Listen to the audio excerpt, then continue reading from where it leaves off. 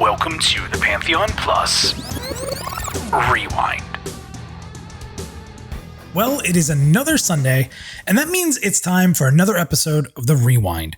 Now, if you've stumbled here by mistake, this is a podcast devoted to the development and community for the upcoming MMORPG by Visionary Realms, Pantheon, Rise of the Fallen. We pick through both unofficial and official social media conversations in relation to the game and genre in itself, and then we put our takes out there on the news and relevant information, that we do discover every Sunday. However, while you'll hear our opinions, it's the community that makes this podcast a special one, as we love to highlight your conversations and thoughts throughout the show. Also, it's time we welcome you to the Red Era. Okay, I know for some this may sound cheesy, but the colors have represented us in various different ways with very significant meanings to us here at Pantheon Plus. We started in the teal era, which is really where we got our feet wet, started practicing content creation, getting ourselves out there, and building the website.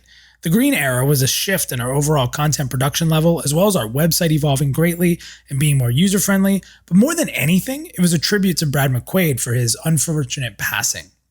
Now, with that said, I feel like we are all ready for the next era of Pantheon Plus. One where we as a group now of talented content creators are pushing even new writers to show their stuff on Pantheon.plus, pushing our own content to the next level, and turning the page and really focusing on the current team of Visionary Realms. Now, we'll always love and miss Brad MacLeod and thank him for everything we've gotten from him, everything. But the current state of Pantheon is at a higher level than it's ever been.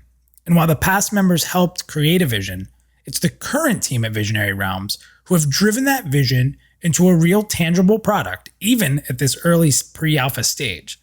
They deserve the focus, the credit, and our thanks here at Pantheon Plus. So as they have all stepped their game up, the Red Era to us is the next level of stepping up our content and interaction as a cohesive and growing team of creators. So if you were confused about all the rebranding you've seen across our platforms, hopefully that explains it a bit. So with that said, I can't do this on my own, and I've mentioned our talented team of content creators, and one of those is my Timmy. Was it Tim's? Tim's? Do you call it Timmy's? Do you call it Tim's? Tim's. Oh, we call it Timmy's. Timmy's. Okay, my Timmy's drinking co-host, Theric. For those that don't know, Theric, that's Tim Hortons, right? The greatest coffee in Canada, apparently. The greatest coffee in Canada, without a doubt. Yes. Someday I'm gonna have a Tim's, and when I do, it better be good, man. That could crush me if it's not. Well, you know what? You got to make sure you get a double-double. That's what you want. Give me a large double-double. That's what you're going for there. I know. I'm gonna have to have you go with me because I don't know the lingo. But anyway, Theric, how is life treating you this week, my friend? Good. I could use a Tim's right now. Actually, I'm kind of tired. I've been busy this week, man. Work's been busy, and had another major sort of life milestone this week. And talked about my anniversary last week. This week it was my son's 18th birthday. My oldest son is 18 years old. I have another adult living in my house that I didn't have when this week started, which is really weird to say. Well, the good part, Theric, is it sounds like you're going to get a room of your house back. Kick him out, get his bags up. You're 18, get out there in the world, right? That's what I thought would happen. Apparently, that's not how it works, because my wife says, no, he still gets to live here. And I'm like, well, what? Did you stay past it? When you turned 18, did you move out quick? How long did you stay? I was out of the house at 17. I got out of there as soon as I possibly could. I was a bit of an early leaver from my home abode, which needed to be done. But yeah, it's crazy. So, but I mean, it's funny because we were joking around that he's this adult now, and he spent most of the day, reveling in the fact that he could now drink legally, but yet didn't, he's still a kid, right? He still hasn't quite figured out all the trappings of being an adult. And, so I'm going to enjoy it a little longer, but it is certainly strange to have an 18-year-old son. Oh, that's another one I got to ask you, Theric. Now, your son is not drinking and he's able to. What was your 18th like for drinking? Well, again, we go back to I lived a much different life than he's leading. It was a little different. I don't really remember it, which actually probably tells you what you need to know. Yeah. That's how you know it was good. I don't remember mine much. Except we had to wait till 21, so you had 3 years on me there. That's true. That's true. Yeah. No, I was lucky to live in a province that had a very young, 18-year-old drinking age, and basically could have fun as soon as that rolled around. But yeah, so it's been a tiring week. They had that, and then I'm glad it's Friday. I'll say that. So how have you been? Good, man. If you guys could only see like behind the scenes of how we interact, like I'm like, hey, Theric, I'm thinking of redoing the Pantheon Plus logo. And I show him a picture. He's like, oh, that's not bad. I kind of like that. Next thing you know, like 6 hours later, I've redesigned everything we do. And I'm like, how about these? Okay, Minus. Like, what's next? It's just funny because like we don't always plan this stuff. Like I wanted to change, and that was a big thing for me. And, it also like it coincides with my life changing. I'm moving into a new place. I moved half my stuff over there. It's so funny too. Like I moved my Surface Studio over there just so I could set the internet up. And when I called Comcast, they're like, you realize like you're not moving in until next week. And if you set this up now, we're going to start the billing now. I'm like, yep, I just want to make sure it works. Like that's what matters to me. It's worth it. I'll pay the price. And it's funny. So I have faster download than here. It goes up to 1200. Okay.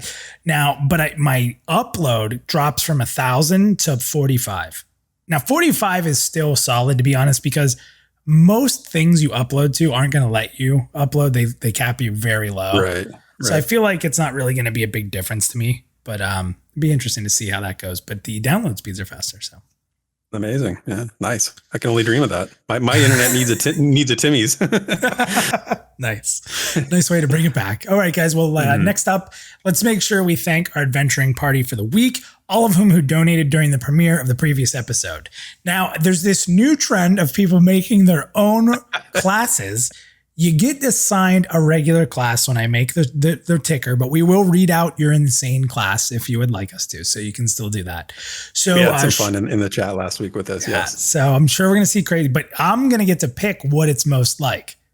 Sure. So if you make something crazy, I'm picking it. If it's close, it's easy. So Shuriken is a dwarf cleric. Grogu is a human warrior. Dan Johnson is a human ranger. Now, Jason's sticking with this Scar Beard Lord thing. So they're a Dire Lord up there. You can call him a Beard Lord if you'd like. Ziplox is a Darkmere Rake. Yeah. Is that because I said I hate the word rake? Is that why? Yes, that's exactly why. He's doing it to troll you. It's a troll class. I didn't put that together until right now, honestly. Oh, really? Oh, you didn't even get it? Oh, no, I didn't get it until right now. I was thinking rake, like, isn't a rake like a spirit? Like a... you're thinking, no, that's a wraith. A rake is like... I could have swore I know what a real rake is. Are you going to explain what a rake is? A rake is like a garden. No, I get that. I thought that rake was I think there is a mythological villain type creature called a rake. I really do. Yeah, well, you keep doing this. I will Google that very quickly. Okay. All right. Yeah. Let me know by the end of this. Okay. So, Ziplox, you're a rogue. Dalmos, I went back because we didn't have it. He was a Darkmere enchanter. That's legit. We have Sparrow, who is right now an elf ranger, and Bounty Code, who's rocking his alt human wizard. So we say it every week. We cannot thank you all enough for your support. Remember, donating isn't the only way to support us here at Pantheon Plus. Every like, share, thumbs up, free follows, subscriptions that are all free, they mean the world to us. Furthermore, we love seeing your comments in the chat of the live streams or in the comments of our content videos. We can't thank you enough for all these things, and we hope that our content and this entertainment that we try to give you is at least a small thank you back to all you wonderful people out there. So anything there? Did you figure it out? I second that. Yes, I have good news. According to monster.fandom.com, according to the wiki, the rake is a creature believed to be a humanoid in appearance with several references in folklore and horrific urban legends, originally appearing on the internet. Oh my God. Okay. I don't think this is right. This is dumb. No, this isn't the thing. Anyway, it might be a creature. It might not be. We have not answered the question. This is dumb. This isn't the thing. It wasn't like a folklore thing. I don't know what it was. It was some sort of internet thing. Well, I'm pretty sure it's a thing. Chat's telling us right now, I'm sure, the answer to that. Yes. Well, anyway, Theric, are you ready to go? Because we get to start this week with a dev tracker. Yeah, let's roll. 10-4, good buddy. I hear ya. Looks like a dev is dropping some new information. I'm heading in.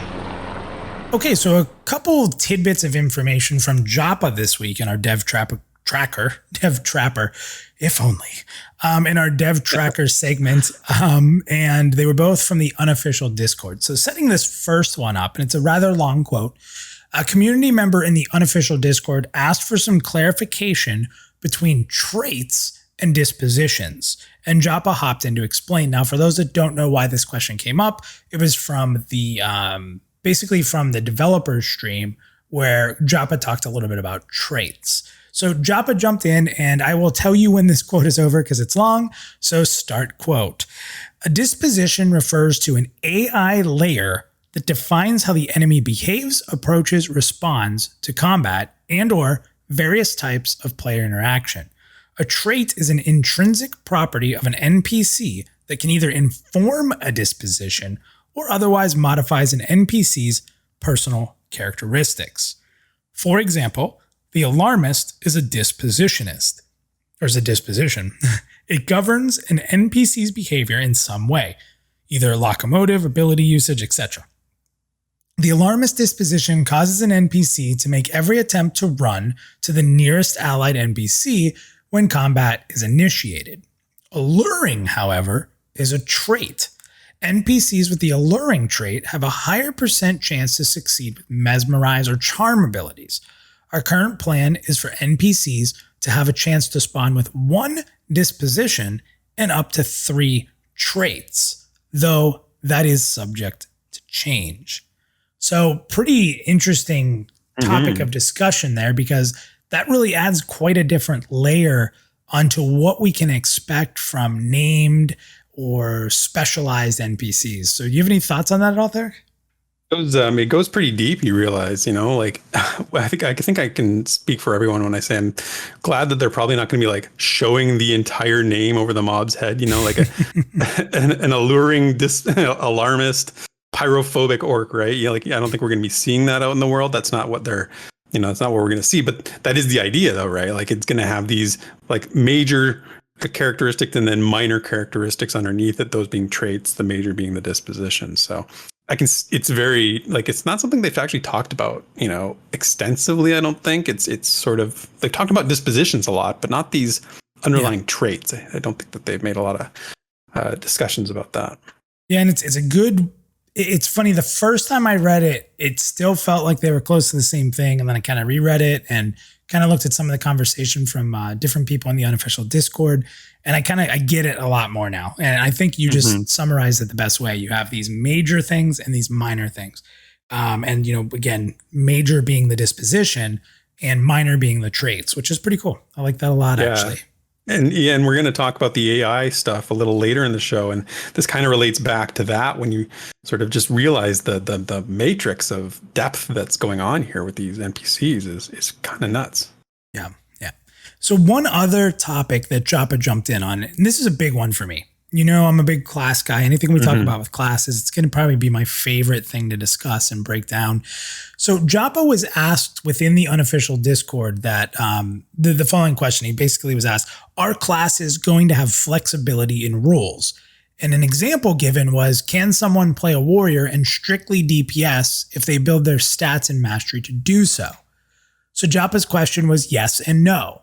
Yes, in the sense that for what a warrior is capable of, you could align everything towards maximizing your DPS output and forsake all things tanking related to put out a sizable DPS increase compared to a tank-aligned warrior.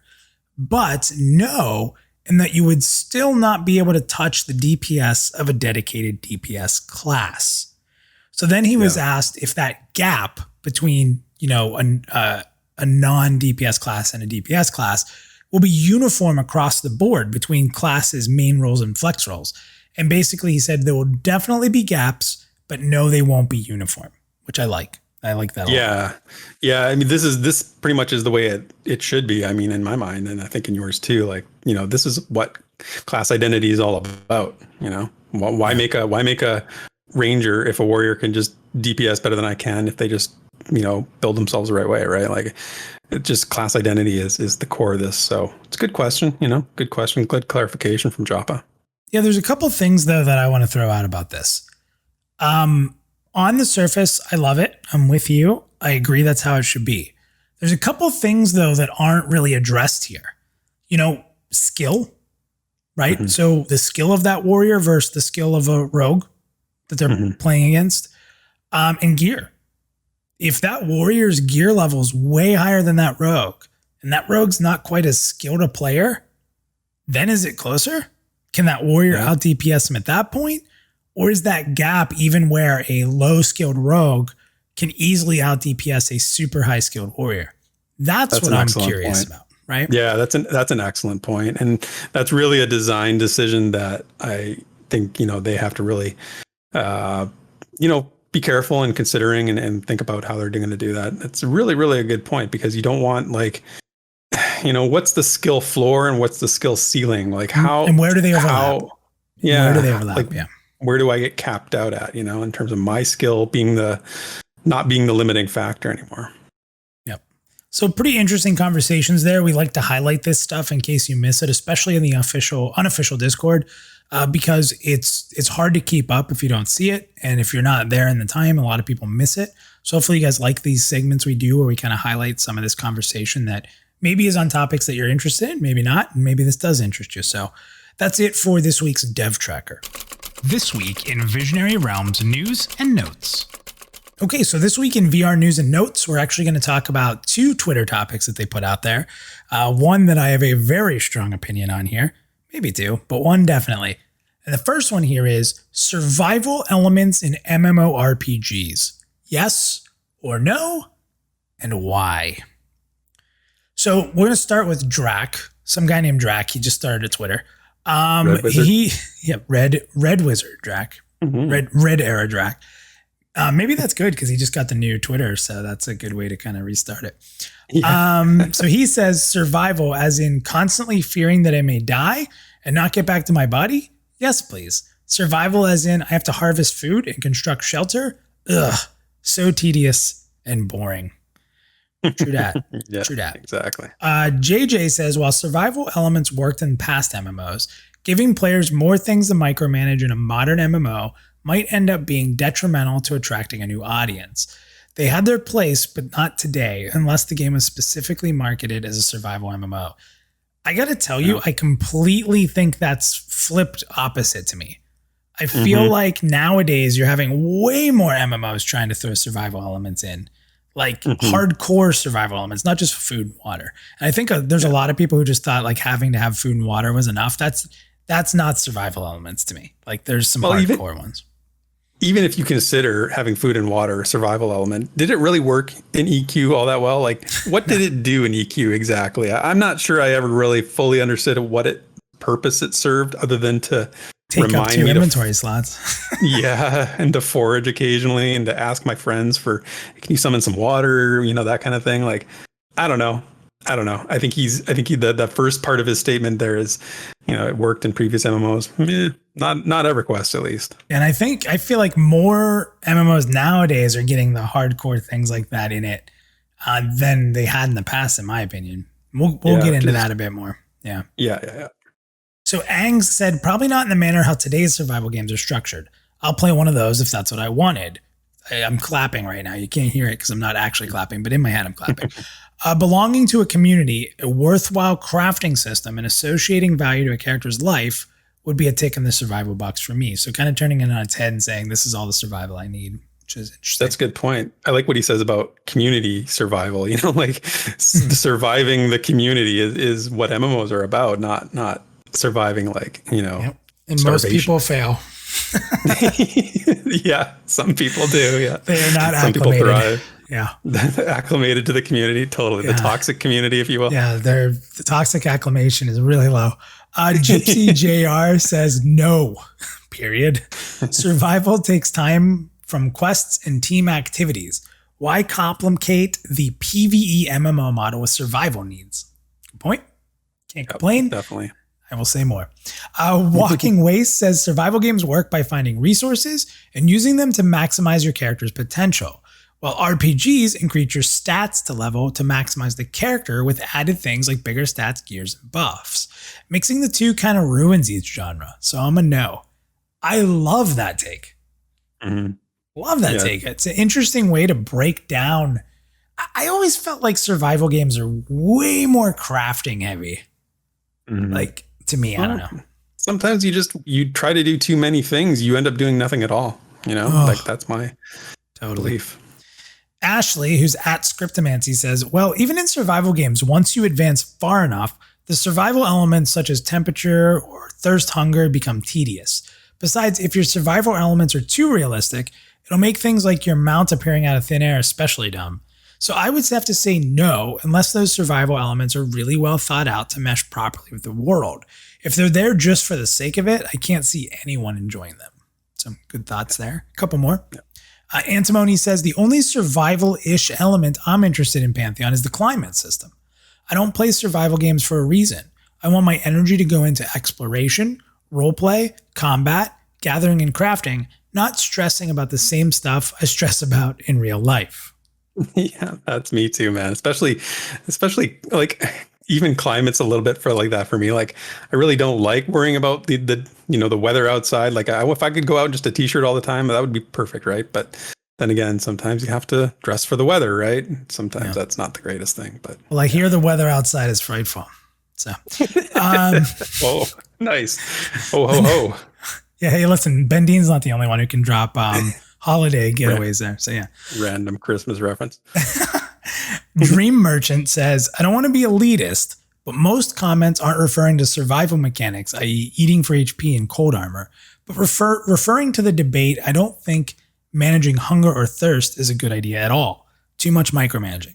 Other elements would be things like long-term sickness, body temperature, weather effects. None of those would be good in my opinion. And finally, from Chobenhood, who's been on the show featured quite a few times, they say, yes, if it's debuffs and buffs that lead to death, but not straight death.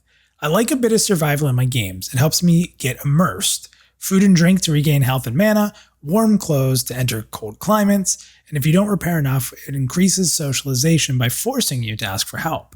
Maybe you'll invite them to the group, maybe you'll find a friend.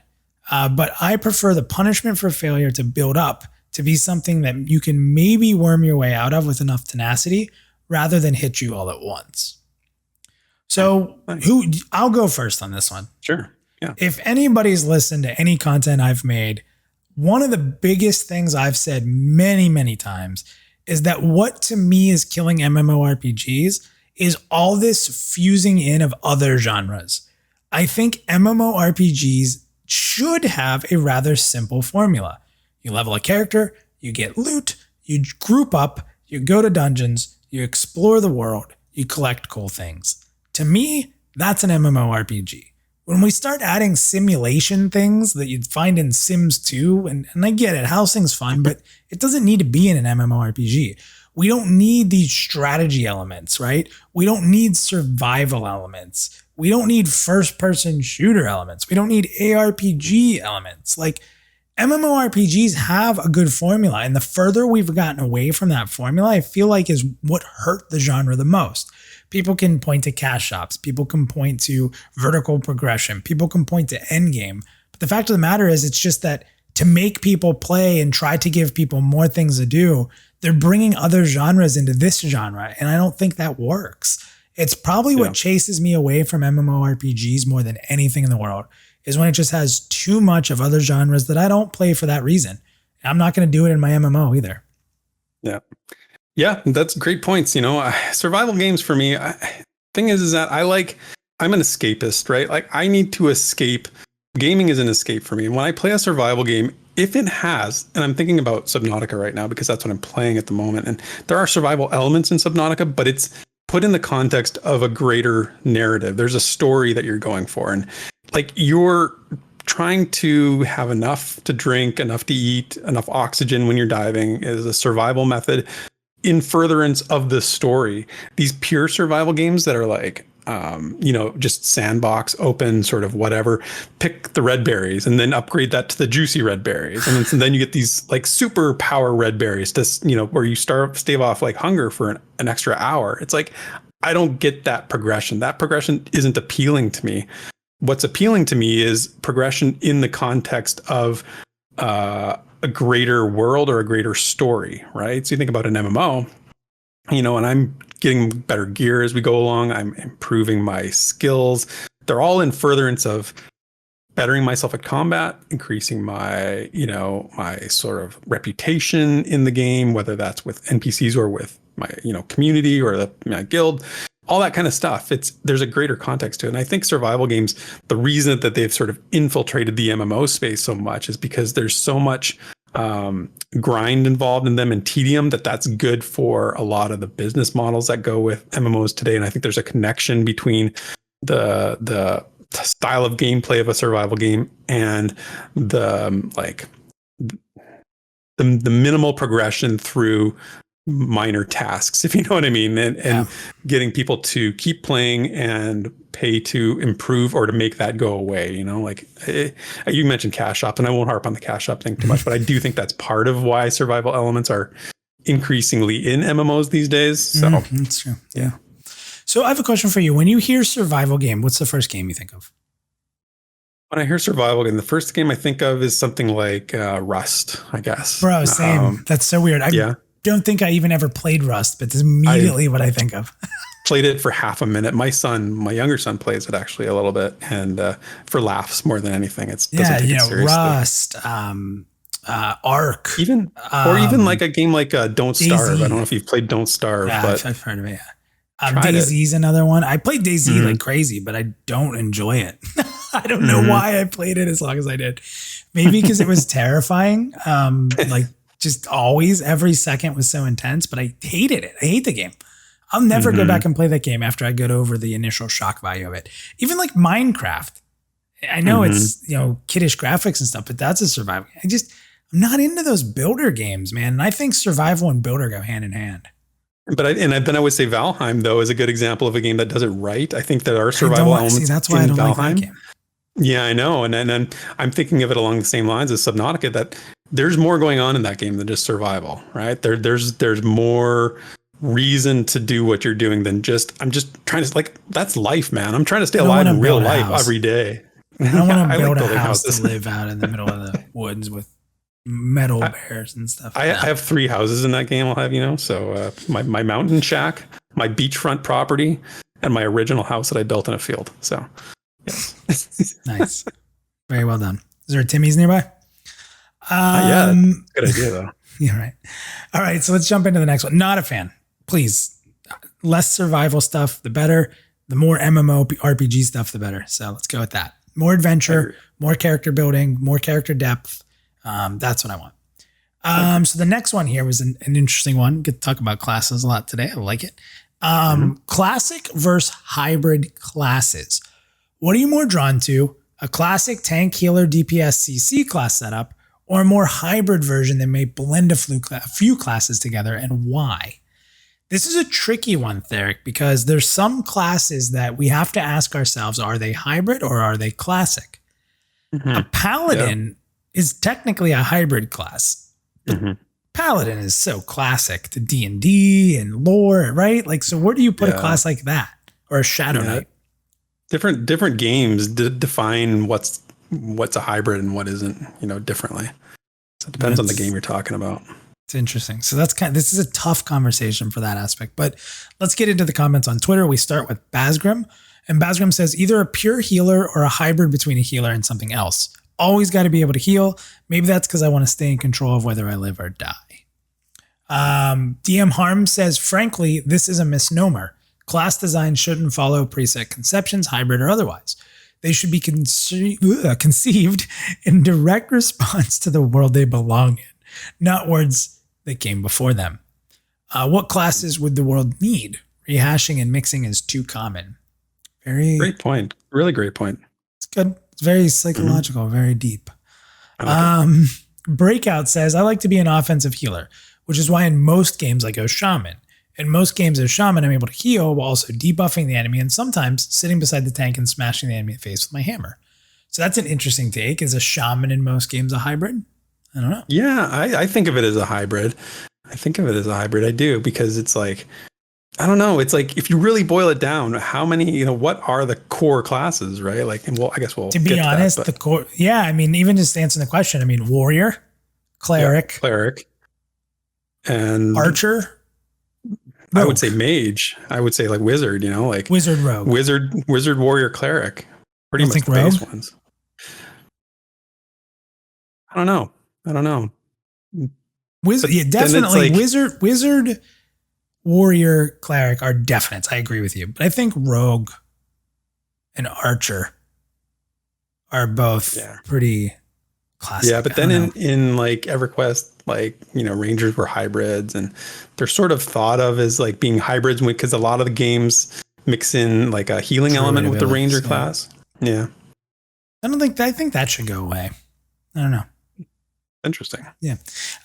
Clariborn says, depends on how the hybrid tax is applied.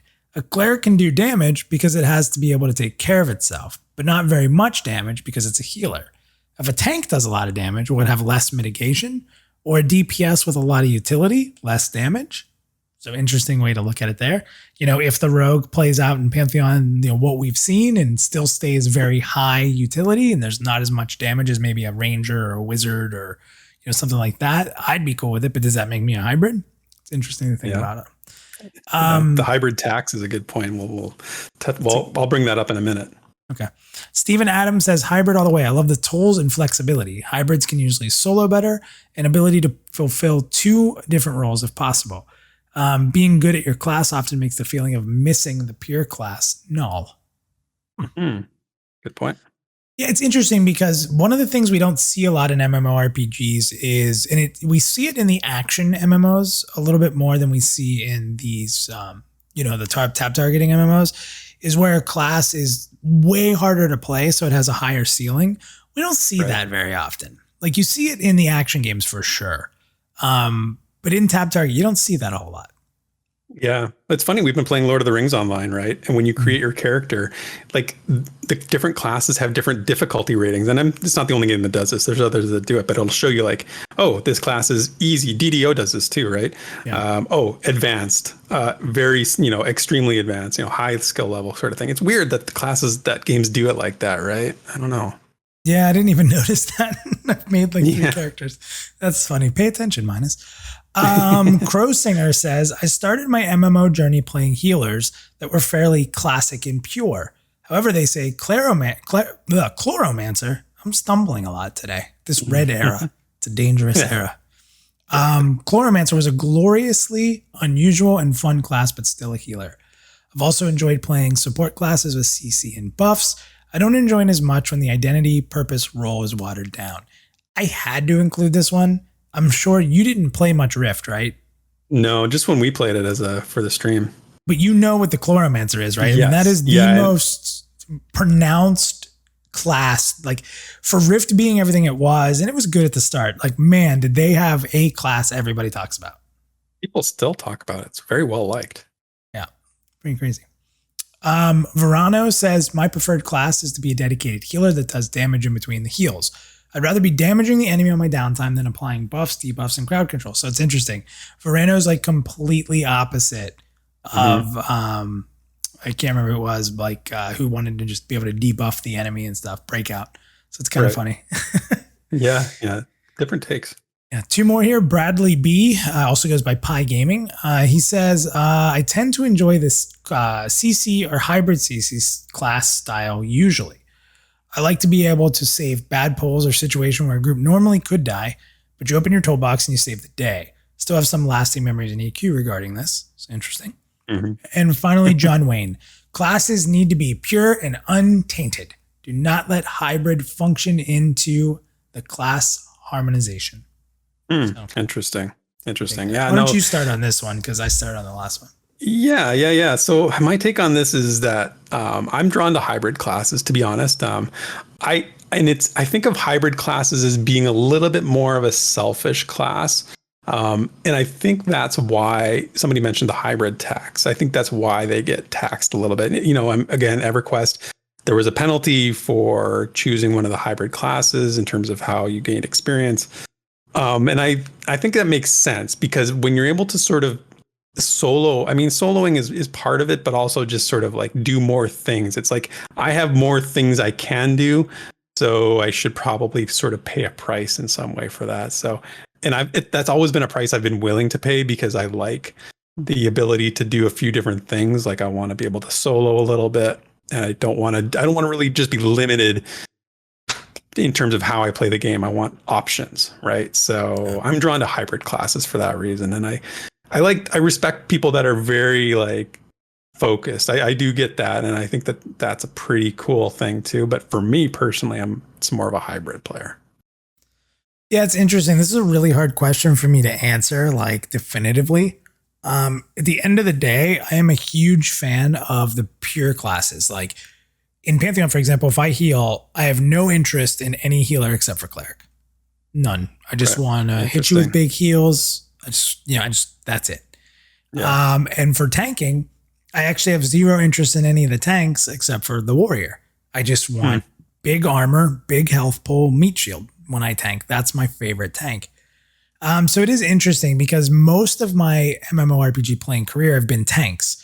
But then so that I understand how different tanks work to kind of make myself a better tank, I typically will play a majority of them in the games I've played. Like in WoW, I had the tank classes almost every expansion, all fully leveled up and all able to step into whatever tier of raiding we were doing, which was intense to keep everybody at that level. But it was interesting because it just provided different ways to overcome fights with different tanks. So I liked being able to switch, but I also liked being able to help teach other tanks by knowing them all. But at the end of the day, I think I still prefer like the classic tank or like the warrior.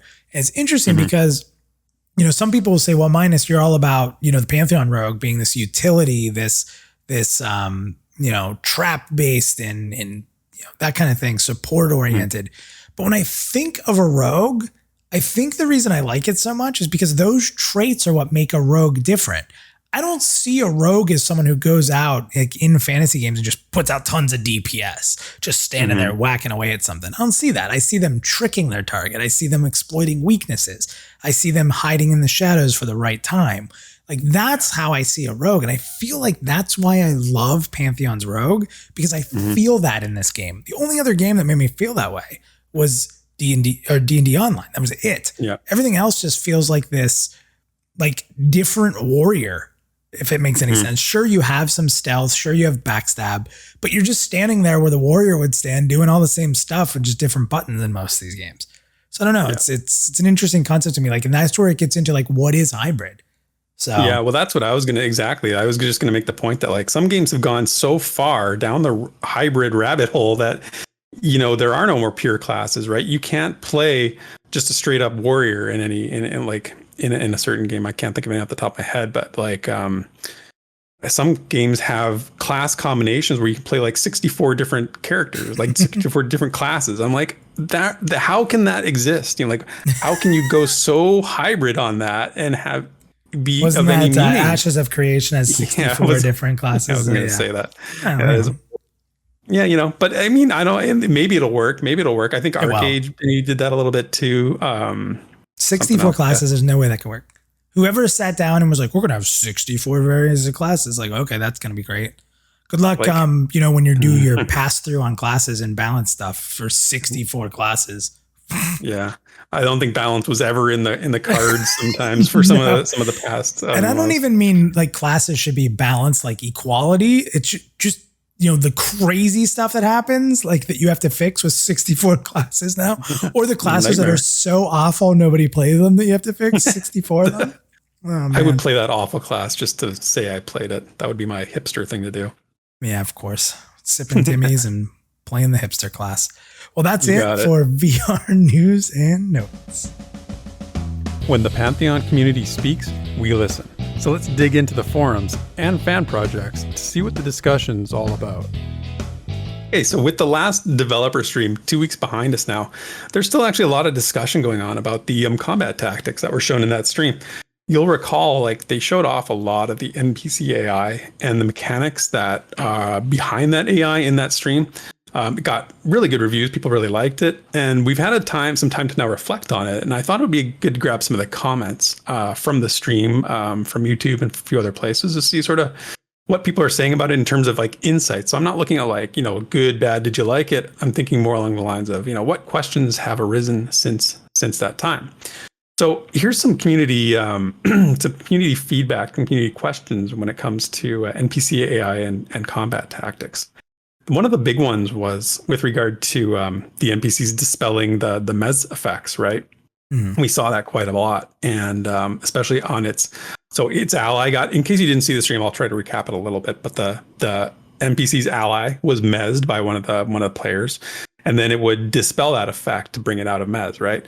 So on the YouTube comments, Tricynic said that's going to be a really interesting mechanic. It's going to add some nice strategy to fights if it survives. If the mob dispels the crowd control. And then makes sure the CC'd mobs, you have to make sure the CC'd mobs are not in line of sight of it. So what he's saying there, or what they're saying there, is like, make sure when you mez a mob, it's out of line of sight of its friends, right? As a way of sort of preventing that, which is pretty cool. Like these different layers of tactics that we're going to have to adapt to is pretty interesting. You know, it's funny too. Joppa actually responded to that exact scenario because someone asked like, hey, if a summoner summoned a wall of wood, would that wall of wood be line of sight? And Joppa said, yeah, it would. Or like the cleric wall. So there's ways to create CC with a couple, or to create line of sight issues with classes. And that's super crazy. So it's like, okay, CC that mob, throwing up a wall. Like that's a crazy combo. I love it. That's I'm so glad you brought that up. What a great memory of that, because that's exactly what he's talking about here. Like, it's insane to think that like these skills are going to be used in ways they weren't probably when you first read the class description and read what that spell does. You didn't think of it like that. You thought of it like, I'm going to block a doorway or something like that to keep the mobs away from us. No, you're actually going to be using it to block line of sight. It's nuts, right?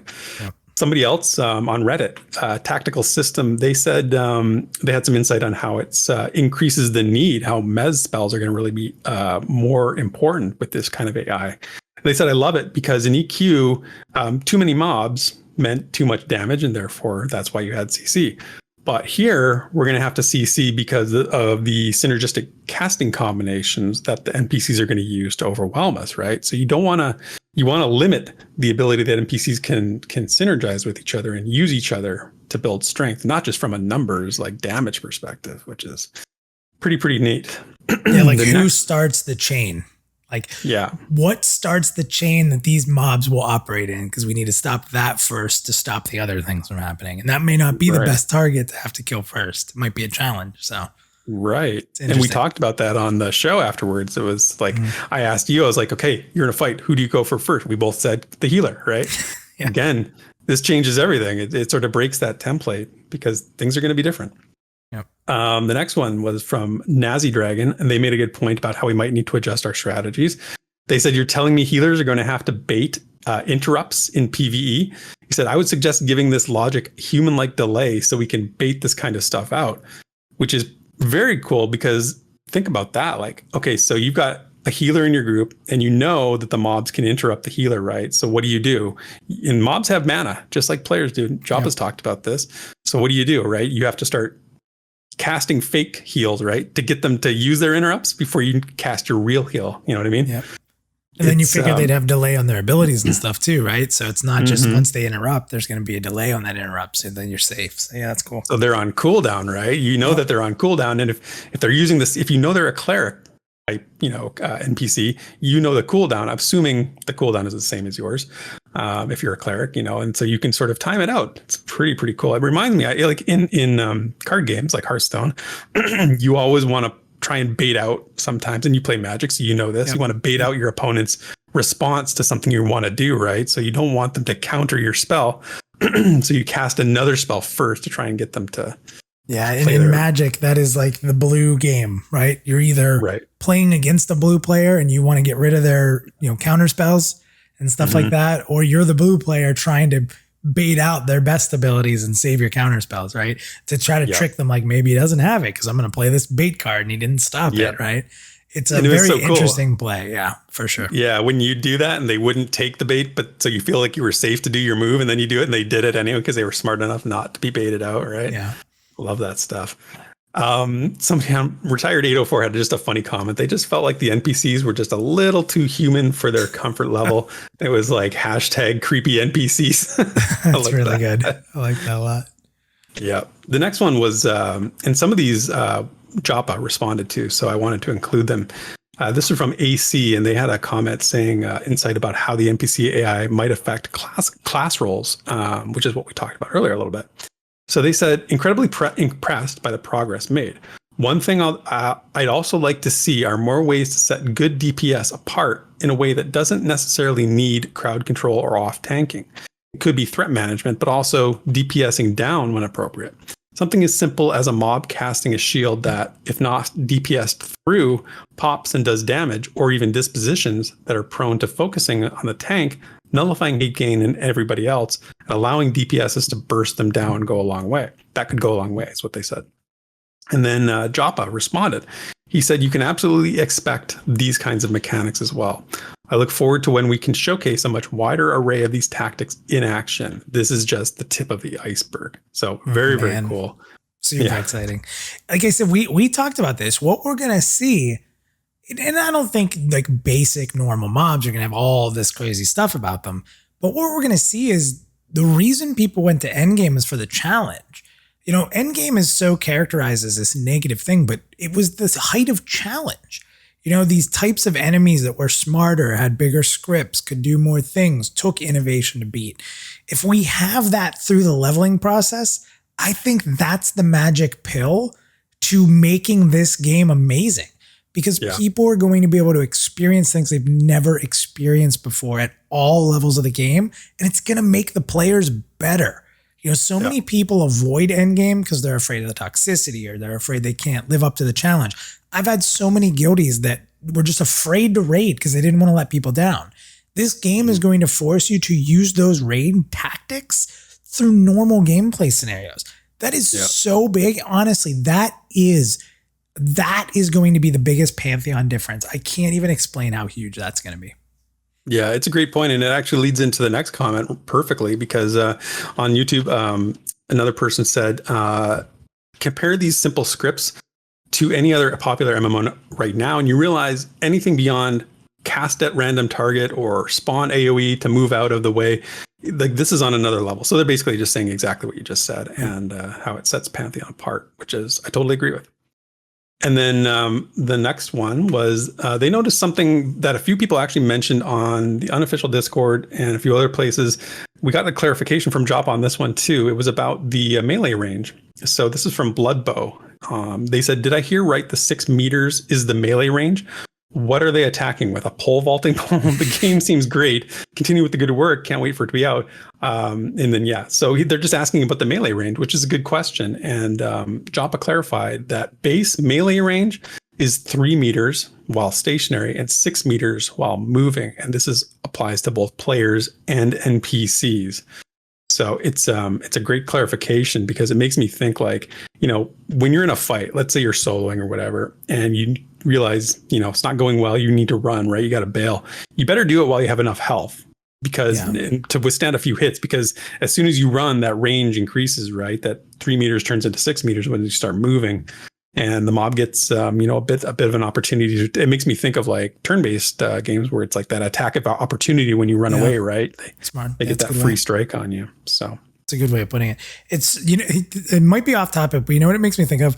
When you were younger and played EQ and you were like standing there and you're just missing, like miss. Did you like change your character's position or angle or get closer or maybe step back a little bit thinking, I'm just in a bad spot? Like for some reason I can't hit here. Did you do those things?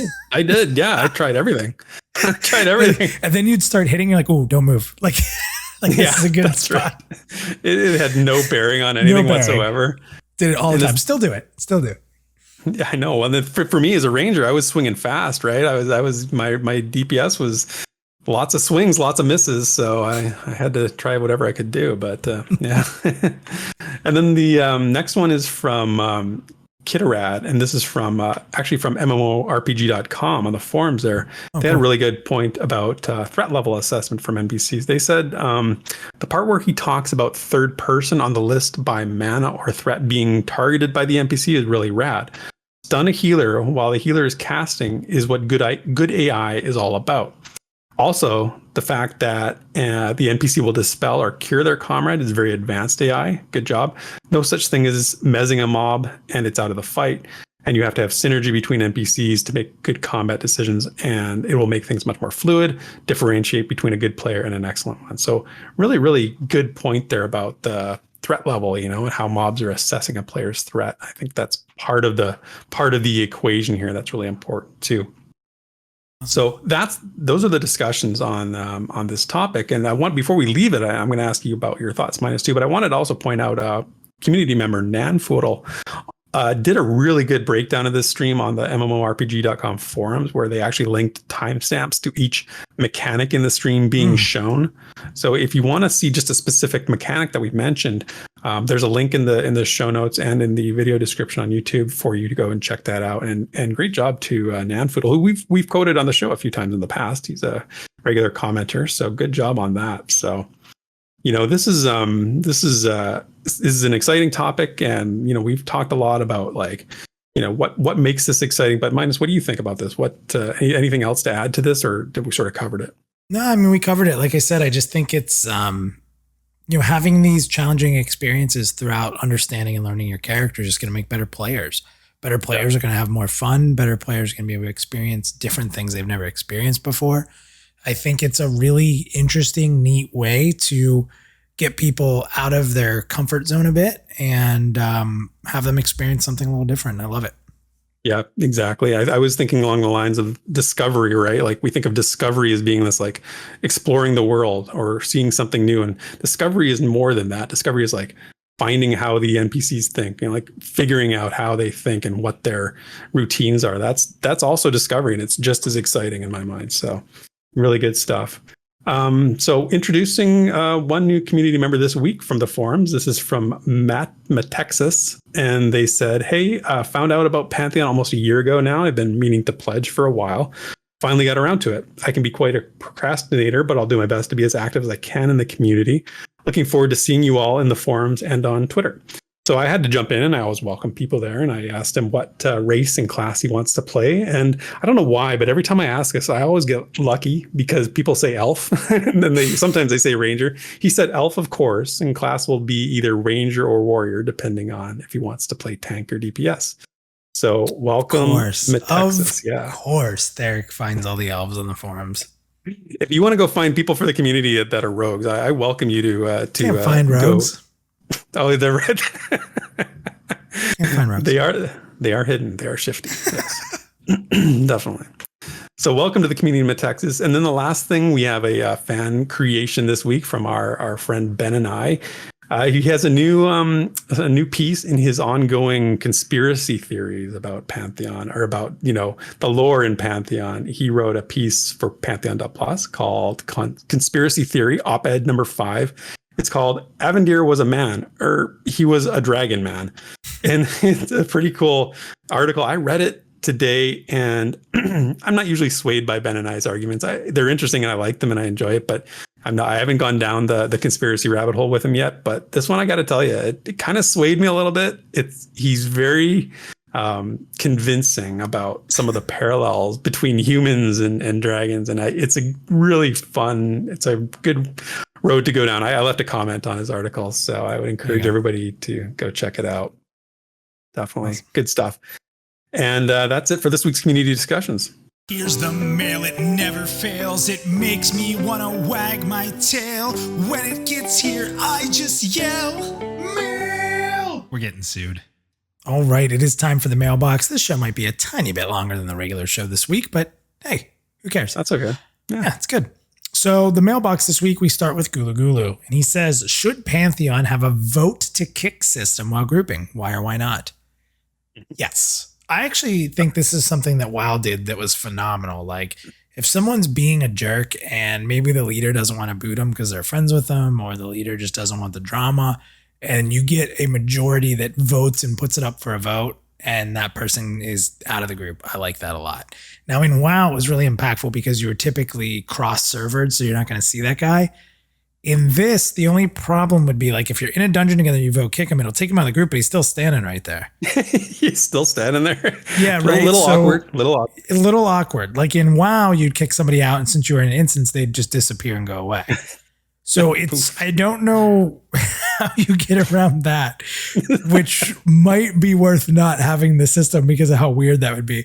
Because like you vote kick somebody, you're doing a camp, and this guy's like, well, screw you guys, and runs up and trains you. So that's so funny. It Man. might be way worse, actually. See, I was gonna say no, I don't want this, but then with that new information, with that realization that that's exactly what would happen, now I kind of want it because I talked myself out of it and talked you into it. How does that exactly? You totally talked me into it. I want to see that person standing there saying, "Aw, why? What did I do?" And then begging to get back in the group, be like, "I'm sorry, please take me back." Never vote kick a monk. Oh, okay. Why? Just run up, pull a bunch of mobs, and fiend death at your feet. Yeah. Or a rogue, or anybody really. I mean, can do that. They would sacrifice themselves. Actually, go ahead, put it in, guys. Yeah. No. I'm back in on it now. So I would agree. All right. So the next one here is from, what is this? Lepov? Yeah. Okay. So Lepov says, what class is going to be the toughest to counter the abilities they have in groups and raids? That's a good question. Any of the ranged classes, I think, because you're by definition, you're going to be standing, fairly far away from them. So if you're dealing with NPC rangers or NPC wizards, countering something that they're doing because you're not within melee range might be more difficult, I would say. I don't know. It's an interesting one. I feel like Bard or Enchanter. Sure. Well, we saw a little bit of the Enchanter, in terms of what we were seeing with the, mezzing and trying to do interrupts. I think interrupts are going to be the main thing. But that's just from what we've seen so far. Just think about a Bard who's like slowing your whole party's casting speed and, doing these party debuffs and stuff. That's crazy. You need some sort of siren shout or something like that so that the bards, if it's a bard NPC, their song can't be heard, or, it sort of disrupts their song in some way. I don't know. So this is way over the top. So imagine this. The bard is singing the song. Everybody in the group's slowed, like run speed. Their casting times are increased. So you go to try to mez that bard, and then his friend interrupts you. Right. You're just like, right, because somebody shut this bard up, and nobody can because they're protecting the bard and he's making you slow and making you weak. And you're just like, oh, bards. Yeah. That chain of effects is really damaging and really challenging to your group to try and overcome. Right. Yeah. I love it. Shoddy says there was a position for artists that was up and then down from the VR site. What new art or in-game assets would you most want to see revealed next? Is there a zone you're dying to see? Is there some ancient NPC you're hoping to catch a glimpse of? I'll go first because you know all the crazy story stuff you want to see. For me, I would really like to see the Silent Plains.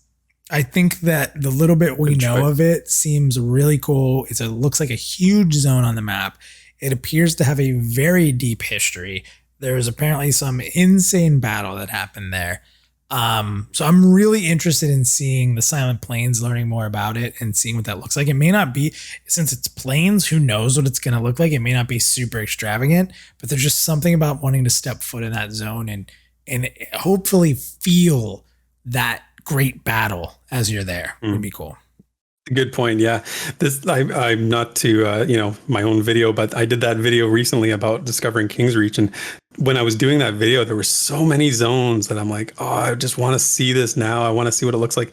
The one that stood out to me more than any of them. Can I guess? Yeah. Is it the Roans? No, I do want to see the Roans for sure. But the thing with the Roans is that we've never seen anything of it. Like, we don't have any concept art. We don't have anything really to visually, go from. For me, it was Wild's End. Ooh. Because Wild's End is one of the earliest videos we've ever seen. I mean, that video is super old, and it's the zone in Wild's End is one of the least with the most lore behind it. There's so many different areas of Wild's End. There's like the Grove Grass, there's the maze, there are the gate, there's the well pond. There's so many different pieces to Wild's End that I want to know what it looks like now. And there's tons of concept art about it too. So like, those super detailed concept art pieces of Sohirith with like the sap and the lights and all that kind of stuff. It's just a zone that I think that I'd love to see the evolution of it at this point, and really, really looking forward to. I'm glad it's going to be a part of Alpha. So yeah. Yeah. So I will be glad to bring you into my realm and protect you from everybody who would want to slaughter the elves in there, so you can check it out. Do not worry. You do not have to repay me by taking me to Fairthale. I don't care about Fairthale unless I'm going to go in and kill a bunch of elves. So it's a one-way trip, I see. Yeah, Gotcha. one way. Yep. Gotcha. And finally, from Ogre 2, he says, best in slot gear. Do you think gear should have only one option for best in slot, or do you think there should be multiple options for the player? Go ahead. What do you think? Yeah. I think there should be multiple options. It's sort of a big question that we could talk about for quite a while, but I'd like there to be more than just one option for me to aim for. I'd like to have some variation in terms of I can choose this as my end goal or this is my end goal. It doesn't have to be, what is best is not objective. What is best is determined based on what I want, not what everybody agrees on, or this sort of some sort of consensus that I maybe don't agree with, So it's a tough question, but I'd like to see more options. So what do you think I'm going to say here? My knee-jerk reaction is to think you're going to say yes, there should be, one really good. But having our conversations, I think what you're going to say, let me make a guess, is that the gear plays less of a role than the player's skill, and the player is more important than the gear. I should have you talk for me because you make me sound so much more intelligent. I'm just going to be like, Derek, what do you think I'd say? And then just end it there all the time. No, so for me, here's what it is. That I talk a lot about raiding in Antorus, one of the last major raids that we did in WoW, and how I had 9 different loadouts for 9 different bosses and carried around different gear sets. Right. I love maximizing your gear based on the type of encounter you're going to fight in. So for me, I love having all kinds of options and situational best in slot, so to speak. So for me, I love just having a wide variety of gear that I can play with the stats. I can play with the skills that interact with those stats, and I can actually go in and just maximize myself all these different ways. So for me, I'm one of the weird ones. There's not many people like me, I don't think, that just wants to carry around. If I have 5 bags, I want 2.5 to 3 of those bags to have gear that I can swap around. Yeah. I do think you're in the lesser, not in the majority on that. Yeah. Well, I don't need any room for crafting materials, so I have a lot of room for gear. Yeah, that's right. You're right. That should have been my guess. Darn it. Get there right next time. All right. Well, that's it for the mailbox. Sit back and relax. It's time for the lore you know. Okay, don't worry, everybody. No more singing this week, at least not for me. But I do want to continue what we started last week for our lore segment this week, because there's a lot more lore about the Banshees. It's really cool, and I do want to read some of it. So the official lore, when it comes to actually other creatures in Terminus, the denizens of the world, it's actually pretty extensive. So the Banshees are just one of them. But here's a little more detail about the Banshees in Pantheon. The Banshee enters our world in a window of time that mirrors their own heart, the dead of night. In the past, Banshee portended coming misfortune or death, often in areas close to their own passing, and with a mournful keening or wail. But as they've grown in power and attained a loose organizational structure, their role has shifted from harbinger to assailant. Today, Banshee use their abilities to sow ruin by their own hand, rather than serving as a sympathetic horn. They can detect a scent of innocence, as if it were a trail of blood, and their chief desire is to bring the blameless into their own torment, or at least give them a kiss of agony on the way through death's door. Because of this transition toward mayhem and murder, they are marked for judgment at the end of their existence on Terminus. This future condemnation is apparent by the chain that coils around the Banshee body, itself a prison of time and spirit. This chain, which shall be discussed in greater depth later, grips the Banshee in a punitive vice of their own making and limits their freedom of movement to a degree. The chain is also the primary tool of their assault, a biting whip that slashes and snares the victim, making the Banshee a sort of anti-cleric that seeks only harm and never to heal. The more in quietus the Banshee, the greater the chain in length, weight, and skillful application. By the excess of the pain they levied, their power grows until they are mercifully banished from this world forever. And that's the lore you know. Derek, you just used the word iniquitous. And I think I might have even, I thought I got it. I thought I got it right there. I've never heard that word. I don't know if JN made that word up, but I've never heard of that. Another quick Google search. Our second quick Google search. I'm sure it's, I don't know. I mean, what's the definition of the word iniquitous? Yeah. So the definition is, okay,